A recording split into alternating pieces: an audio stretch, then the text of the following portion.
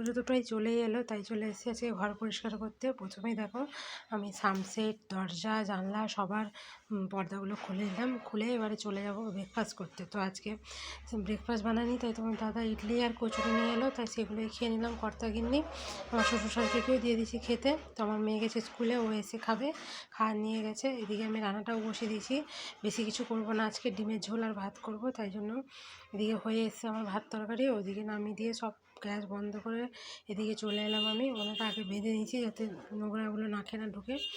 দিয়ে এই যে ভালো করে আগে ঝোল টুলগুলো ঝেড়ে নিলাম। দিয়ে আমার তো কুলাই না আলমারির উপরে, তাই টুলের উপরে উঠে পরিষ্কার করলাম সব আলমারি, ফ্যান, তারপরে ঝোল ঝেড়ে খাটের তলা, শোকেস সব পরিষ্কার করলাম।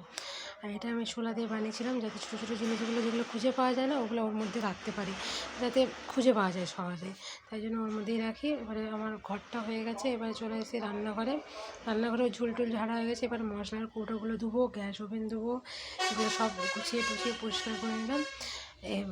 ঘরটা আমার গুছানো হয়নি, শুধু জিনিসগুলো রেখে দিয়েছি। রান্নাঘরটা গুছিয়ে নিয়েছি, কারণ ওখানে রান্নাবান্না করতে হবে, তাই জন্যই। রান্নাঘরটা গুছানো হয়ে গেছে। তো আজকের ভিডিওটা এখান পর্যন্ত। কেমন লাগলো তোমরা জানিও, ভালো লাগলে অবশ্যই লাইক কমেন্ট করো। ভালো থেকো তোমরা, সাবধানে থেকো, সুস্থ থেকো। আজকের মতো